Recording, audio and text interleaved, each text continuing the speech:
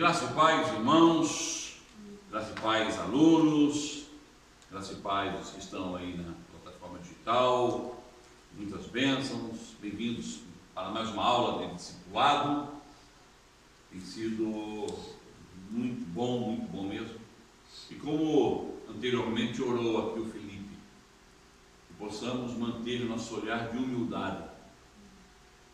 Os discípulos de Jesus são caracterizados pela humildade, pela simplicidade.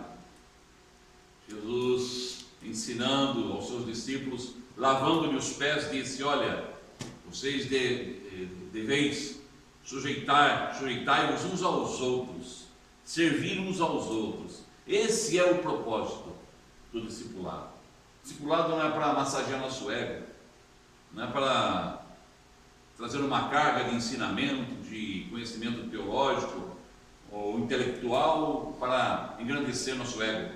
É para a cada dia afinar mais a nossa visão. E a ótica do discípulo, a visão do discípulo, chama-se humildade. Um olhar humilde, um olhar simples, um olhar justo, um olhar honroso. Aí vamos construindo esses discípulos de Jesus. Amém? Que bom. E olha, o discipulado funciona. Hoje eu me deparei, nem perguntei o nome deles, me fugiu isso, deveria ter perguntado, mas hoje me deparei com um casal e com uma menina com seus 17 anos, no horário do almoço, era mais ou menos meio-dia e meio. Eu fui passear com o passeio diário, né, que eu tenho, com a Nusca. Nós vamos discipulando um ao outro. Todo dia, de manhã e à noite, nós temos o nosso passeio e vamos conversando. A Nusca na linguagem dela, eu na minha, e a gente vai se entendendo. E olha, nunca deu briga, nunca deu discórdia, sempre caminhamos juntos. Por vezes, queridos, acreditem, é mais fácil caminhar ao lado de um animal do que... Às vezes é mais fácil caminhar ao lado de um animal de 4 pernas do que de um animal de 2 pernas. E tem animal de 2 pernas que, se demorasse mais 5 minutos para nascer, nasceria com o casco. Mas não é o nosso caso, graças a Deus. Nós somos discípulos de Jesus, ovelhinhas do Senhor. E aí, caminhando, encontrei com esse casal e eles fizeram gracinha. Aqui em Portugal se diz: posso fazer uma festinha? E fizeram a festinha ali, Sara, na Nusca. E aí eu perguntei, né? Eles disseram que são amigos da Aparecida. Eu falei: o quê, rapaz? Fabi e Ricardo. Fabi e Ricardo, isso mesmo, né? Agora, tá certo. E a Bruna. É a Bruna. É o nome que Que está simpatia de família, que simpatia. Eles moram no prédio da Emília. Então, e aí... Não é bem no pé da Emília. É do lado. Do lado, é. E comentaram, né? Inclusive em relação à Emília e tal. E falaram que eram amigos da Aparecida e a Maria Aparecida. Falaram Maria Aparecida. E aí disseram que a Maria tinha convidado eles para vir aqui à reunião. E eles vão vir a Maria. E graças a Deus, olha. Bem orado, muito. Tá vendo? Então, e eu fiquei pensando justamente nisso. Foi justamente o pensamento que me veio. Eu saí daqui, eu encontrei com ela ali, só. Ah, é? Aí ela viu que era aqui, aí eu fui e falei com ela. Incrível. E foi justamente o que aconteceu hoje. Eu pensei nisso. Falei, isso aqui é fruto, esse encontro não é coincidência. Esse encontro é fruto de oração da Maria Aparecida por essa família. E olha, logo vamos ter mais uma família aqui, se unindo a outras, muitas famílias que estão vindo. Os irmãos estão percebendo que muitas famílias estão chegando na comunidade? Deus está fazendo uma obra maravilhosa. Ele tinha prometido há um tempo atrás, e o Espírito nos chamou a atenção: fiquem atentos, que virão famílias, não é? Jovens, pensando já na Sara, vou tomar mais uma vez a Sara aí, ó, Sara, está na hora de fazer aquele mexido para os jovens aí.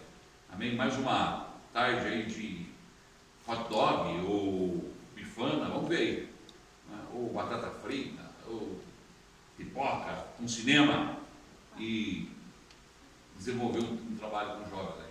Conversamos depois também, Sara? Combinamos? Então, a aula hoje, página 15, vamos lá. Amém? Já estudamos duas matérias, duas disciplinas, que foi formação do discípulo, que foi a primeira. Depois estudamos o segundo livro, que é o Evangelho ao Alcance de Todos. E agora estamos abordando, não é, promover a fé. É o terceiro material que estamos desenvolvendo, né? Apresentar a fé, promover a fé. Interessante que está lá, não é? Um artigo definido: a fé, promovedores da fé. Amém? E vamos aí na página 15, chamados para promover a fé. E nós vamos encerrar hoje esse primeiro capítulo aqui do livro chamado A Fé.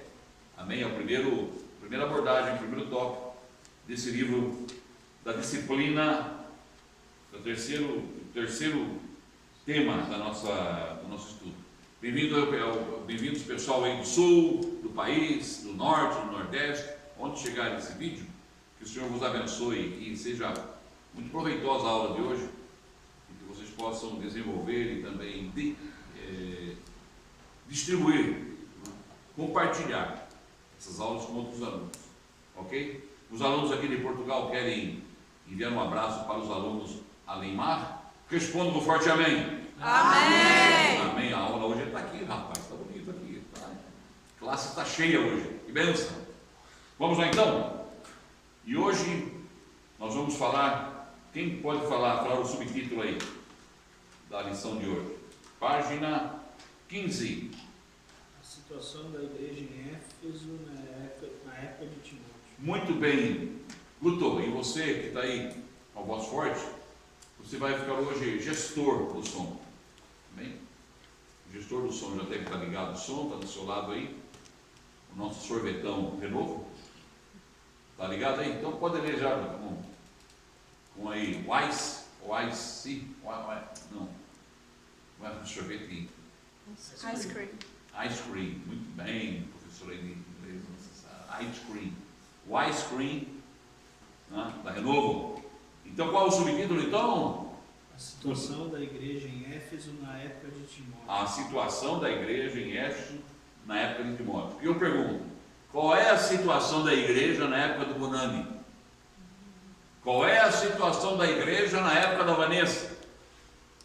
Qual foi a situação da igreja na época dos nossos pais? E como estará a situação da igreja na época dos nossos filhos? Nós vamos tentar hoje abordar um tema e chegar a um denominador comum para podermos ver o equilíbrio. Como é que é a situação da igreja na época do Espírito Santo? Qual é a situação da igreja na ótica de Jesus? E aí que nós temos que chegar. O estudo de hoje tem que determinar, ele tem que chegar à conclusão qual é a situação da igreja, qual deve ser a situação da igreja na ótica de Jesus. Ok? Então, já que você deu o pontapé inicial, tu pode ler para nós. Paulo escreveu o livro de Efésios quando estava em prisão domiciliar em Roma. Mas antes de ser julgado pelo Império Romano, Paulo foi solto por um período de tempo, quando aproveitou para visitar algumas igrejas. Ele esperava que, ao rever os irmãos em Éfeso, eles estivessem praticando os bons e saudáveis ensinamentos sobre os quais lhes escrevera da prisão, ensinamentos que certamente os teria levado a crescer na fé. Amém. Vocês já tiveram essa experiência de criar expectativa acerca de um assunto? Criar expectativa, por exemplo, acerca de pessoas, amigos, familiares, trabalho, enfim, várias áreas da vida, onde criamos expectativas. Vamos visitar um familiar e temos a ideia de que você vai encontrar aquela família num estado, né, de união, de unidade, de crescimento, de amor, de pacificação. e de repente você encontra as coisas estranhas, além das suas expectativas, ou aquém das suas expectativas. Paulo, com certeza, aqui, nessa viagem que ele fez, revendo a igreja, ele, no coração como humano, ele tinha a ideia, a expectativa de ver além, muito além daquilo que ele projetou, um progresso espiritual, uma unidade em amor, uma igreja coesa, uma igreja voltada ao genuíno evangelho, uma igreja saturada de fé, de harmonia, mas não encontrou, não foi isso que ele encontrou. O relatório que Timóteo traz, e que os irmãos, alguns irmãos da igreja trazem para ele, não é o melhor.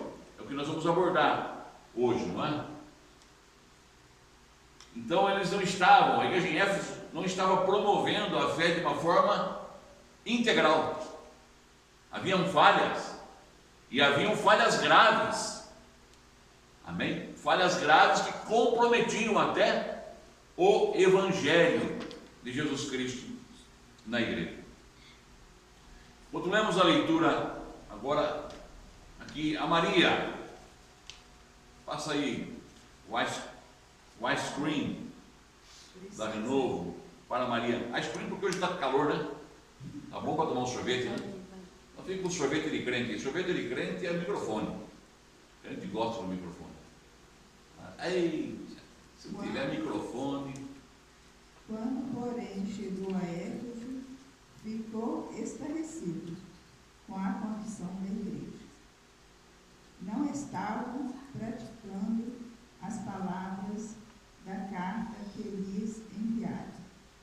Paulo encontrou a igreja em Éfeso envolvida com fábulas, genealogias sem fim, coisas que só promovem contendas de palavras e para nada aproveitam. Olha aí, então, veja bem, Paulo encontrou uma igreja aquém da sua expectativa. Nós podemos encontrar também, já tivemos essa experiência, eu já tive experiências assim, em visitar amigos que estavam passando em crise e não falavam nada, e quando eu cheguei ali, aquilo que eu pensava que configurava que seria bom, não estava tão bom assim. E Paulo também encontrou uma igreja aquém das suas expectativas. Como é que o Senhor tem encontrado a nós como igreja? Como é que o Senhor tem nos encontrado como família, como discípulos de Jesus?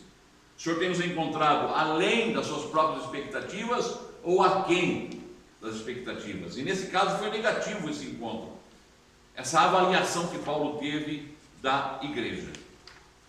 Maria, o que está aqui no primeiro ponto? Promover a fé. Objetiva. Integralmente. Promover a fé objetiva integralmente. Lembra que nós falamos sobre a fé objetiva? Paulo esperava, a expectativa de Paulo era que ele encontrasse a igreja promovendo uma fé integral, objetiva, integralmente, mas sem amálgamas, sem misturas. Havia mistura na igreja. Que Paulo encontrou a igreja com várias tendências. Vamos ver aí, 1 de Timóteo, capítulo 1, versos 3 e 4. Primeira carta de Paulo a Timóteo, capítulo 1, versículos 3 e 4.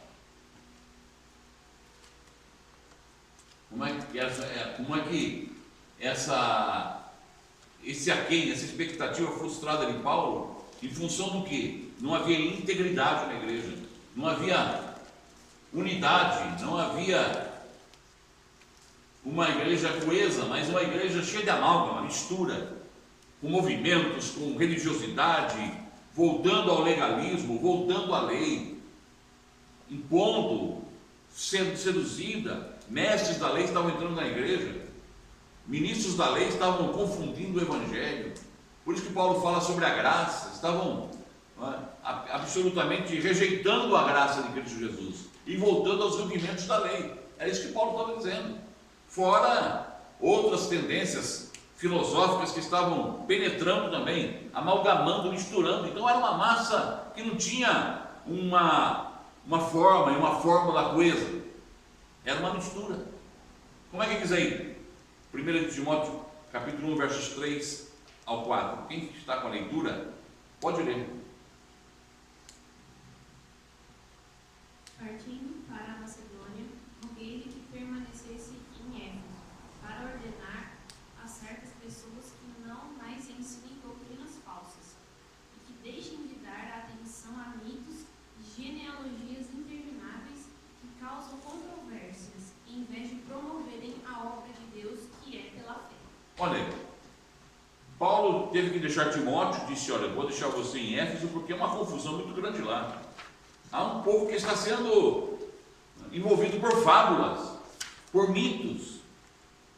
Amados, Paulo, ele considera, outro dia nós tiramos uma foto, quando a Melzinha foi fazer a apresentação, nós tiramos uma foto junto com a Mel, alguns irmãos da igreja estavam lá, família da Mel, e eu percebi, que o fotógrafo que ele mais gostou foi da sombra. A pessoa que fez a fotografia, segundo a informação que eu tive, ele gostou muito de ver a sombra que foi projetada na parede. Ficou bonita a sombra das nossas pessoas, foi projetada na parede, e era assim que estava a igreja de Éfeso. O Senhor já tinha fotografado a graça deles, imprimido a graça. A realidade da graça eram as pessoas ali posicionadas em Cristo Jesus, mas os fotógrafos da lei gostavam mais da sombra.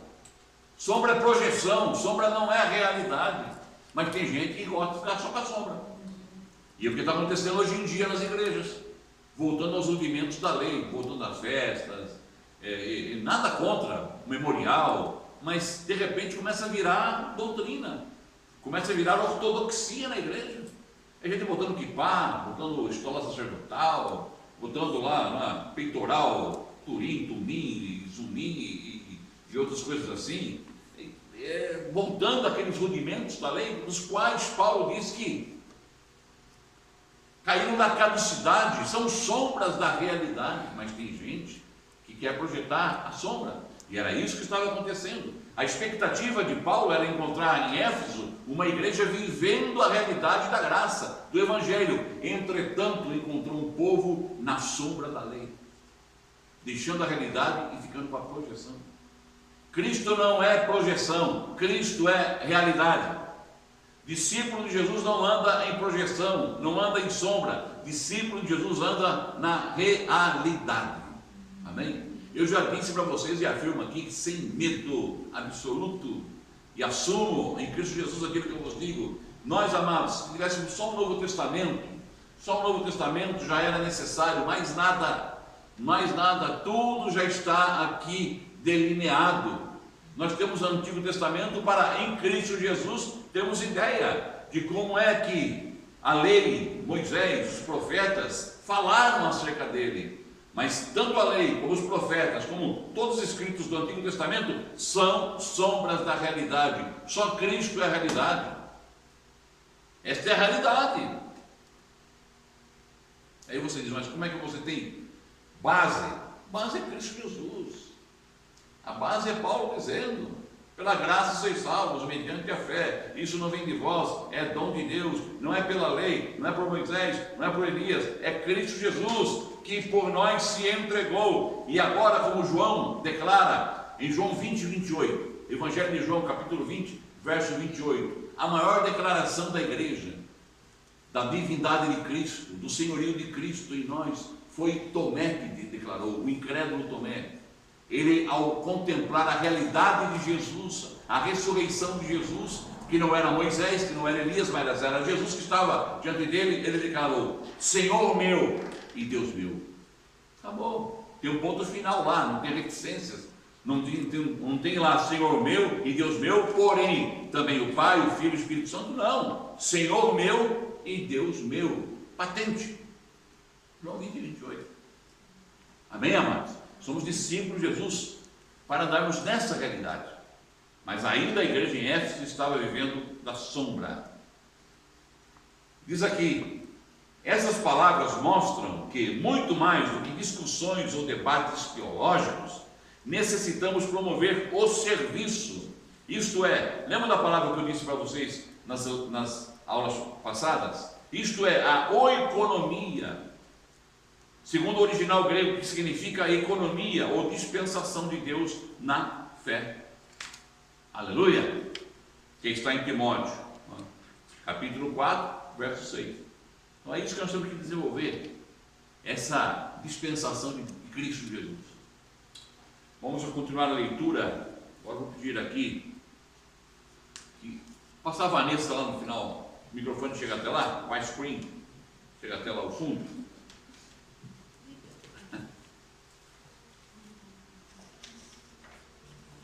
Página 16. Então veja bem aqui, Vanessa. Leia o primeiro tópico aqui, Vanessa.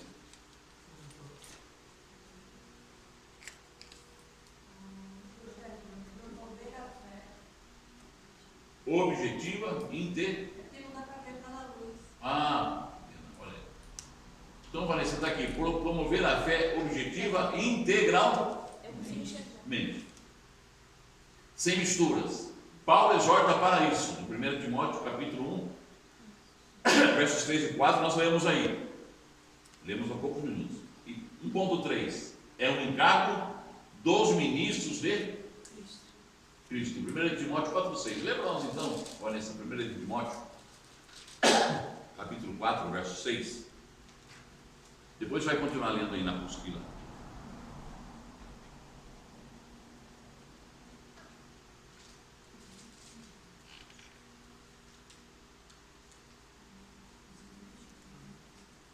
Primeira de Timóteo, capítulo 4.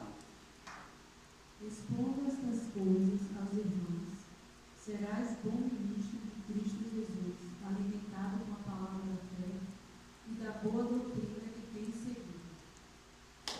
Expondo essas palavras aos irmãos, que palavras? Essa, que não fica apegada a fábulas, a dias, a meses. Tem gente aí, amado, guardando dia. Tem gente que quer impor em nós, não coma isso, não coma aquilo, não beba isso, não beba aquilo. Temos ainda hoje pessoas que estão atreladas às sombras do passado. Paulo diz, não, essas fábulas, corta isso da dieta. Expõe a boa palavra, o bom alimento, para que eles se nutram do bom alimento. Fazendo isso, você será um ótimo ministro de Deus. E é isso que nós estamos aqui trabalhando, para sermos ótimos ministros de Deus, pregando a palavra sã, a palavra que liberta. Amém, amado? Agora pode continuar a leitura, Vanessa, aí na revista. Acho que tem aqui um. Amém. É na página 16. Ao término O apóstolo Paulo, ao término de sua estada, Paulo decidiu isso? é o segundo parágrafo. Último parágrafo. O- O apóstolo Paulo confiava muito em Timóteo, a quem havia instruído, tendo sido companheiros e cooperadores por muito tempo. Timóteo sabia que a fé, que o conteúdo da economia neotestamentária de Deus, tem de ser trabalhada totalmente para dentro da nossa fé. Isto é, nossa fé subjetiva precisa crescer até alcançar a mesma estatura da fé objetiva, daquilo que é revelado no Novo Testamento. Apesar de seus esforços, a situação da igreja em Éfeso não melhorou. Apesar dos esforços, não melhorou. Olha, eu vou dizer uma coisa. Se há das maiores lutas que o Evangelho, o Novo Testamento encontra, é isso. Pessoas que se amarram e se prendem, ficam reféns das sombras. É difícil. Você pode falar, pode compartilhar, pode falar da graça de Jesus. E o autor está dizendo aqui, A fé objetiva daquilo que é revelado no Novo Testamento. Se tem um Antigo Testamento, uma antiga aliança, um antigo documento, alguém com autoridade,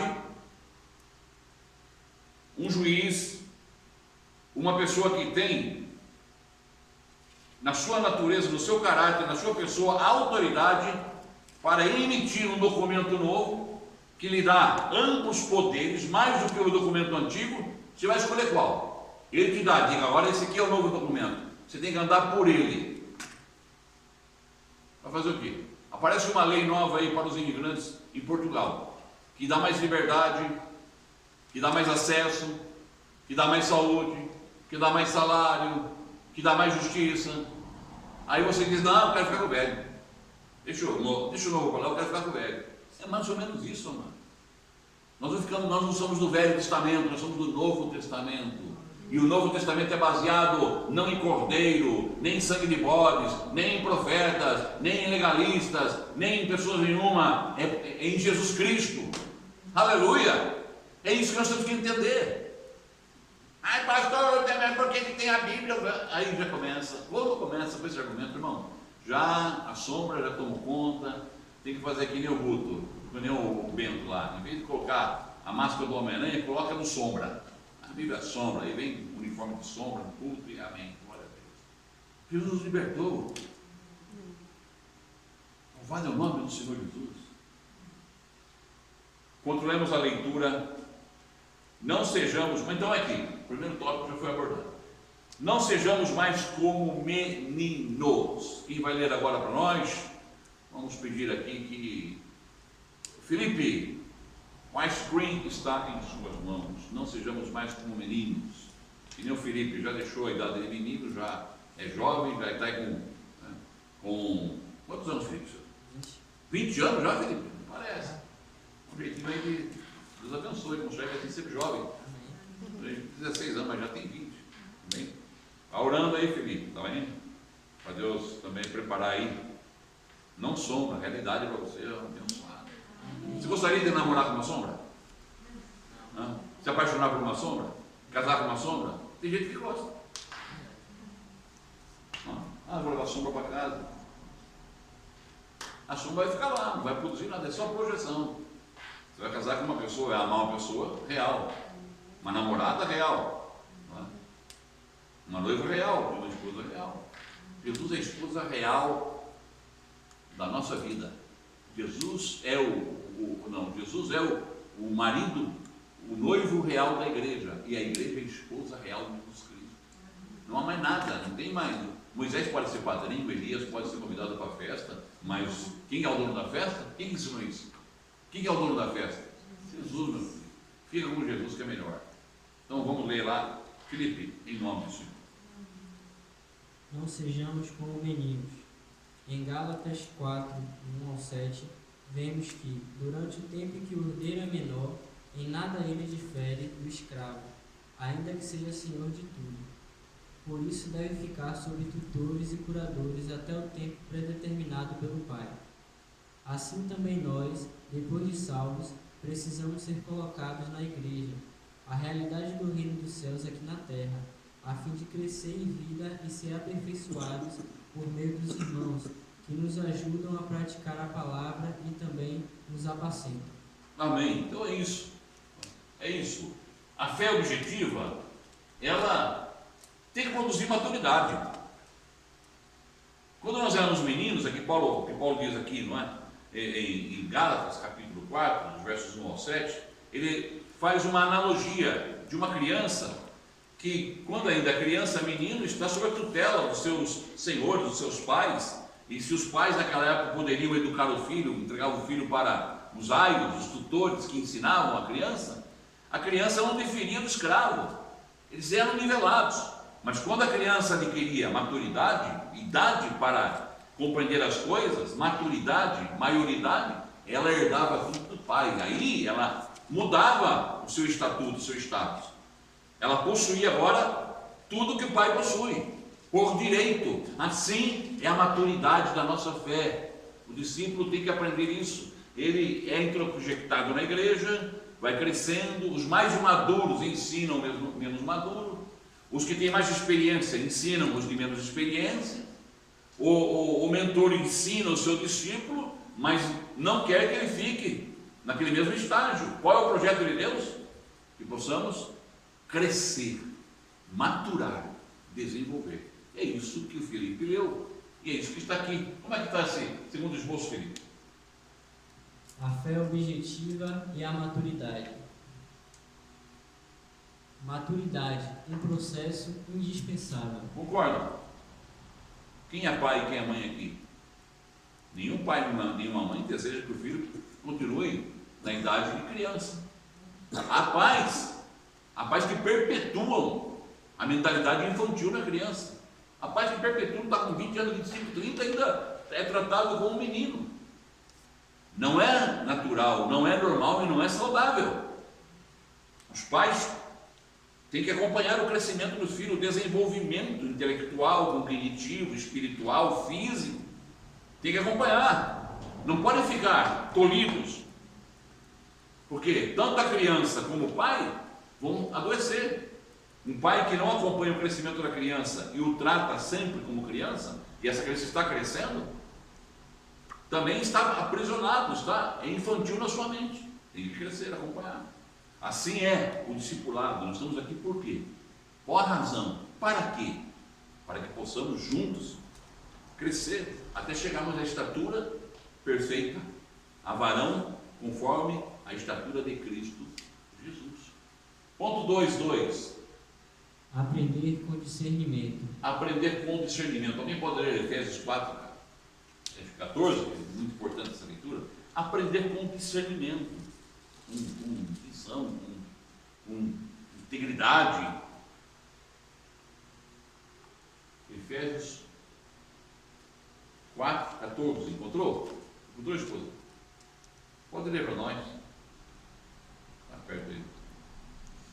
Então, não seremos mais como crianças, arrastados pelas ondas e empurrados por qualquer vento de ensinamentos de pessoas falsas. Essas pessoas inventam mentiras e, por meio delas, levam outros para caminhos errados. A versão da esposa diz levam outros. A outra versão diz levam muitos. Levem poucos, levem outros, levem muitos. Para nós não deve levar ninguém. Nós temos que estar preparados para poder instruir essas pessoas. E Paulo não mede as palavras. Paulo, ele não tem limites para condenar e para ajuizar isso. São falsos, mentirosos. Queridos, infelizmente hoje há pessoas que manipulam a fé, que vendem, que negociam, fazem barganha. Por quê? Porque nós, seres humanos, temos a tendência, já disse a vocês, espírito de manada. É fácil nós sermos induzidos, principalmente quando a gente vê uma multidão seguindo. Quando você vê uma multidão seguindo um homem que se diz aí, o fulano de tal, a ideia é você já fazer uma avaliação global. Não, se a multidão está seguindo, o cara é bom. Será que é? Segundo Paulo, não é. Segundo Paulo, aquilo que é bom é aquilo que é ajuizado pela maturidade, que é um processo indispensável, é aquilo que tem que aprender com discernimento, com entendimento. Isso leva tempo, análise, percepção, acompanhar. Há um ditado no Brasil, em Portugal também deve haver, que você só vai conhecer uma pessoa de verdade quando você estiver comendo um saco de sal ao lado dela. Aí você começa a ter parece aí, o cidadão vem de paraquedas e já. Uma palavra que eu não gosto, eu particularmente, tá? Um novo movimento está acontecendo no mundo. Nossa, eu que gosto de movimento aí, eu sou. Porque esses movimentos movimenta, desloca, tira você do centro, quebra a sua coluna vertebral e você fica aí paralisado e o movimento caminhando. Vamos ficar com a simplicidade do Evangelho, da nova aliança, de Cristo Jesus. Ponto 3, Filipe. Infantilidade. Atestado de retrocesso. Infantilidade é atestado de retrocesso. Pode estar dizendo que estão voltando para a lei. Essa infantilidade de vocês são meninos, é o atestado do retrocesso de vocês. Vocês estão amando a sombra, não a realidade. Cristo é realidade. Continuemos a leitura, amém? Pode ler, Felipe. Um aperfeiçoamento assim com certeza nos transforma, para não sermos como meninos, que ainda não têm firmeza nem convicção de suas atitudes. Efésios 4:14. Ser como meninos é ser como crianças na fé, facilmente influenciados e enganados pelo que ouvem. Se alguém lhes fala de determinada maneira, eles se distraem e vão para aquele lado. Movimento. Se lhes falam de outra maneira, vão para outro lado. Movimento. A razão de se afastarem da comunhão saudável da igreja é que, seguindo suas preferências infantis, caem na artimanha de homens eloquentes e são induzidos a manifestar suas insatisfações e críticas e a se dividir dos demais. O autor é feliz aqui quando ele fala assim, olha, se é induzido por um lado, ele vai por aquele lado. Se é para o outro lado, ele vai para o outro lado. Gerando o quê? Movimento. Movimento nunca é centrado. O movimento sempre está variando de um lado para o outro. E a vida cristã é centrada. Eu acho que é importante ler no 2 Timóteo capítulo Tito, vamos no Tito. Timóteo nós já lemos, não é? Tito, capítulo 3, versos 9 e 10. Tito, se o Felipe já encontrou aí, Tito, capítulo 3, versos 9 e 10, aproveita já que está com o ice cream, não é? Gospel, e já lê para nós. Não se envolva em discussões sobre questões tolas e ideias controvertidas. Afaste-se de disputas e contendas a respeito da obediência às leis judaicas, pois esse tipo de assunto não tem nenhum valor, só prejudica. Se alguém está provocando divisões entre vocês, devem ser-lhe feitas uma primeira e uma segunda advertência. Depois disso, cortem as relações com ele. Amém? Olha, veja bem.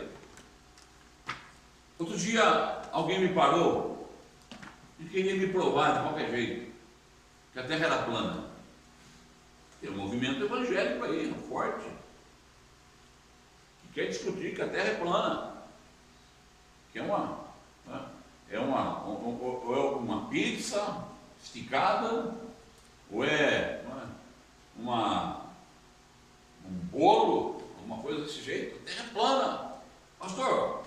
E vai, eu falei, qual a diferença disso na minha fé? O que vai alterar a minha fé se a Terra é plana ou esférica?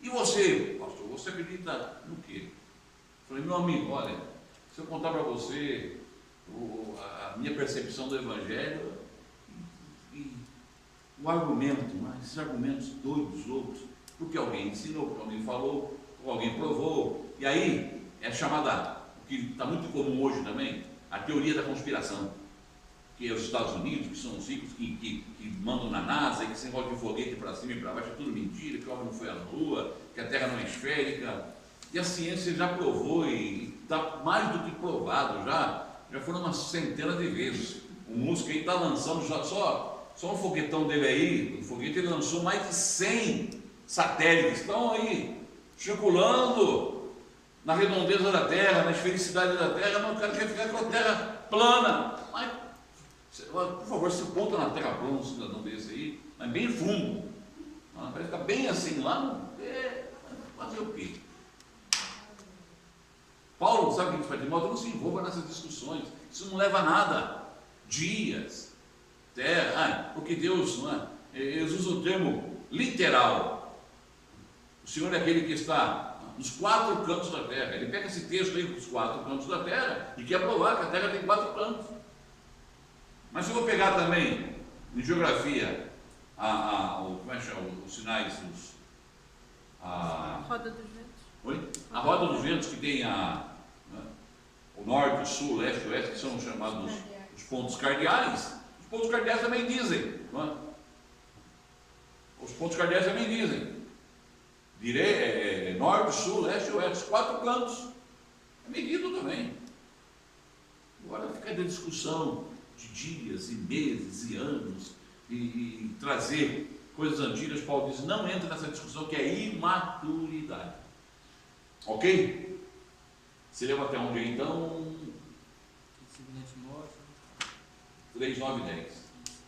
Além disso, por não terem crescimento espiritual, diz aqui, facilmente se isolam e têm dificuldade de se coordenar com outros membros do corpo de Cristo. Fica isolado. E acha que a última bolacha do pacote, a última Coca-Cola no deserto e a última cerejinha no topo do bolo. O que a gente tem que fazer nesse caso? O que vocês fariam?